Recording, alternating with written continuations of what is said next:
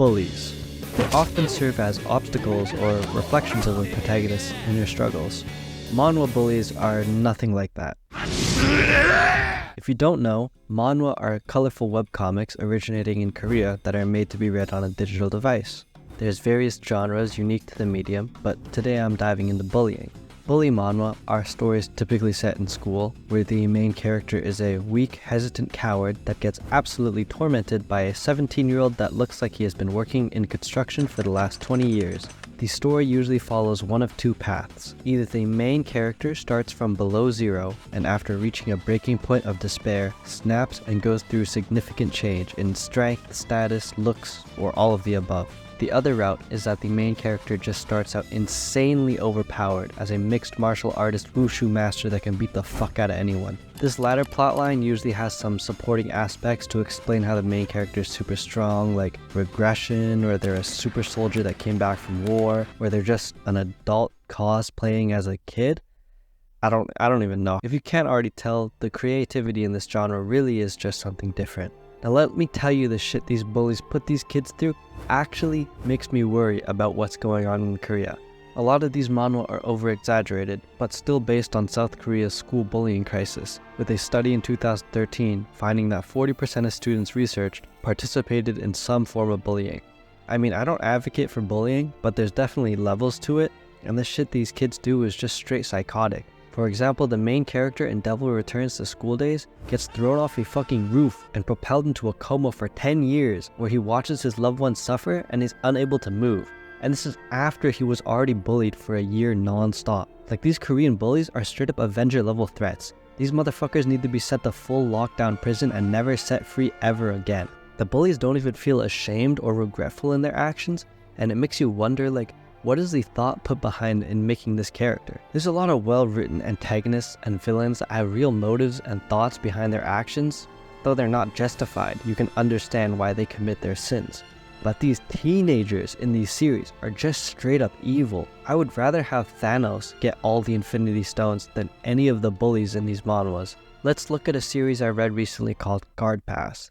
The story follows Lim Sejun and his childhood friend and romantic interest Seo Hajin, who is a Brazilian jiu-jitsu practitioner. During class, Sejun watches his classmate get bullied, and as the righteous young man he is, smashes the bully's face in. The bully tries fighting back, but because Sejun is just so big, he can't really get hurt. But his friend Hajin comes in and sees Sejun's face bruised anyways, so she pulls some crazy jiu-jitsu shit and taps the bully out. Because of this one fight, the rest of the bullies in the school hierarchy start harassing and bullying Hajin, which upsets Sejun, causing him to take the fight to them. At this point in the series, I was thinking to myself, oh, this is gonna be a nice romance. They get to hang out together, deal with the bullies together, get stronger, maybe make some new friends. But oh man, I should've known what I was reading. As they walk home together, Hajin heads to her Brazilian jiu-jitsu gym, while Sejun decides to go home to take a nap, only to wake up and learn that Hajin has been assaulted. And when I say assaulted, I mean she got fucking jumped, bro. The state they put her in is absolutely insane. For the rest of the series, she has severe PTSD and trauma from what happened, and losing her love for Brazilian jiu-jitsu and martial arts in general. The police are unable to find the culprit, and Sejun, who finds fault in himself for not protecting her, joins her Brazilian jiu-jitsu gym, aiming to seek revenge on those who left her like that. This is just one of the many stories that follow similar plotlines like this, where characters face severe and harsh treatment from fucking students, and it ends up spiraling their life into complete despair. What's crazy is that the parents and teachers never show up at all in any of these series. They don't even acknowledge the fact that teachers exist at all in some of the stories. Like, people will be getting straight tortured in these classrooms, and there just doesn't happen to be an adult anywhere nearby. The one-time teachers are a relevant aspect of the story is in the manhwa Get Schooled, where the education system finally gets a grasp and realization on how bad bullying has become. Their solution? Use a special disciplinary committee to literally out-bully the bullies. That's the best solution they could come up with, is to just send adults to schools to beat up the bullies. I'm not really complaining, honestly. I fuck with the fights so heavily, and Get Schooled is a great series. I just feel like violence being the solution and the driving force in a lot of these series kinda makes it a little dull. I mean, at this point, they should understand that it's not a school issue, but like a societal thing. Like, bullying being this severe of a problem means that there's gotta be something else at play.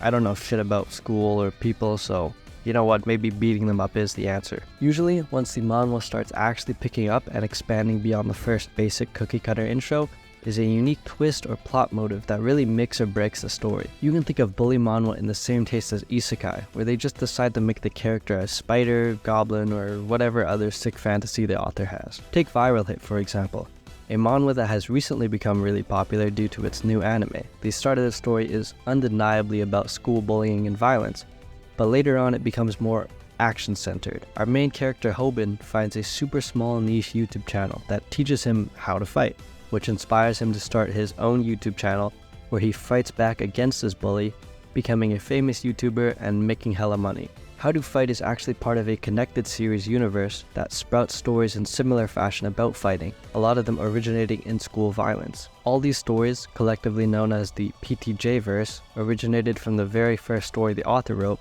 Lookism. Lookism's unique twist was having a fat bullied boy named Daniel wake up as a sexy, new, handsome BTS beauty, and he can switch between his two bodies. This story had a unique perspective on pretty privilege, and the idea was that Daniel's life became completely different when he experienced school life in his new body. PTJ eventually shifted from this focus on bullying, school life, and looks, and it is now fully blown out fighting and just gang wars. A lot of these stories go past the bullying aspect in the beginning to turn the series mainly into just fighting and martial arts, like the two PTJ verse reads I just talked about, while some of the other stories maintain the focus on bullying and see it as an everlasting issue that will always persist, aiming to neutralize it, or just having a big domineering gang leader who was orchestrating the bullies the whole time, like his Aizen or something. While the plots differ and each series has a unique different twist, everything boils down to one thing: the fights. The fights are the only reason you should be reading these at all.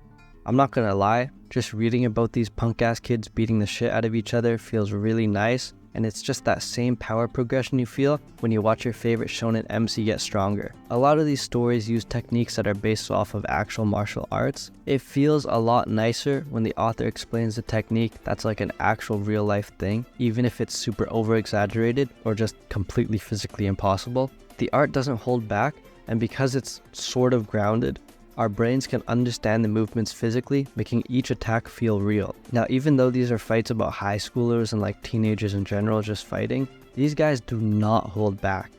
Lookism is a prime example. This webtoon has the craziest fights and power creep I have ever witnessed. These guys are Baki level threats, and they aren't even legal age yet. It's so baffling. I mean, look at this power scaling thing I just pulled up, and they just calculated this dude to be like Mach speed. Overall, the stories aren't really that thought-provoking, as they just emphasize their action, revenge, and survival elements, though they can get very emotional and do provide differing societal perspectives. Schools, which are just microcosms of larger societal structures, explore social hierarchies that are usually represented by the strongest, in either physical strength or status. A lot of these stories critique how power is wielded by the strong to suppress the weak, and how societal values contribute to cycles of violence and dominance. Another main focus is on revenge and personal justice, raising questions of morality. A lot of these stories go too far in their get-backs, but it's understandable as to why the characters did what they did. Ultimately, we don't really know if revenge ever truly brings closure, and if it's the best method of resolution. The last thing to talk about is the main characters. As the centerpiece of each story, the main character's identity and how it is affected by bullying or self-growth is what defines these stories. Lookism's beginning is so perfect because it highlights the literal and figurative transformation of its protagonist. As Daniel experiences two different lives, he learns about how our superficial attributes define us from a societal perspective, but not who we truly are. Well, it might sound like I was just shitting on these manhwas the whole video. I enjoyed reading all of them, and I would recommend reading them, I guess. Pretty fun.